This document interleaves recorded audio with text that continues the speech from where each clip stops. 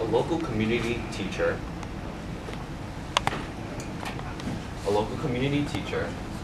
he has, of Chinese school, he has been in the community and he has seen the landscape of politics and culture change throughout Chinatown. When I was born, my father, a member of the Chinese Nationalist Party, moved my family to the British-controlled Hong Kong in the early 1930s when he saw the bloodshed between the Nationalist Party and the Communist Party under Mao. When I was 14 years old, my father sent me to study under a prestigious scholar in Beijing, where I had learned to speak Mandarin. When Mao started the Cultural Revolution in 1966, the Red Guards banished me to a rural area near Nanjing where I belong, because I belong to the old culture. I was often beaten, forced to do hard labor, and memorized quotes after quote from the Little Red Book. I still remember a good number of those quotes. The atom bomb is a paper tiger that the US reactionary used to scare people. It looks terrible, but in fact it isn't. Of course, the atom bomb is a weapon of mass slaughter, but the people decide the outcome of a war, not by one or two new type of weapons. Volume 4, page 1000. After the war was over, my family moved to democratic Taiwan and then America. Looking back, I can see why there's no dominating Chinese-American political institution, even though 1.2% of all Americans are Chinese. The Chinese population is not just one homogeneous group. We have different socioeconomic backgrounds with completely different views on politics.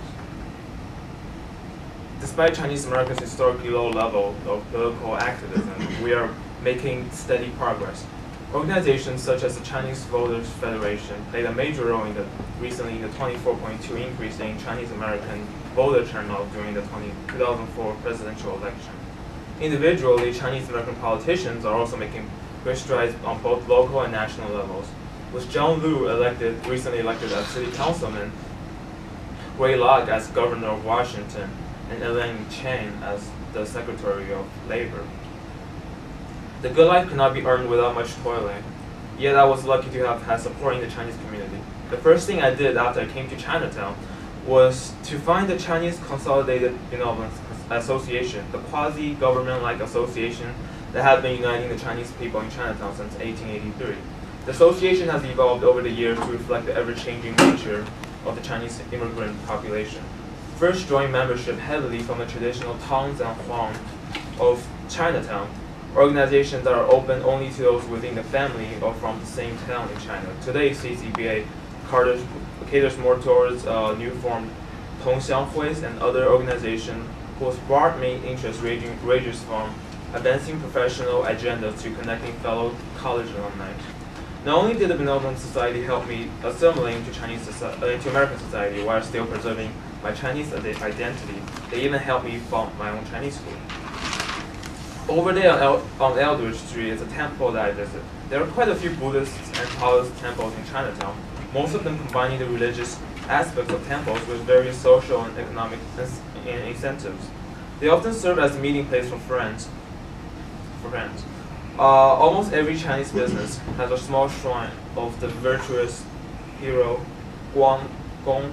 The shrine mainly serves as a symbol of our loyalty to customers, goodwill towards others, and hope for a better future rather than an actual place of worship. Alright.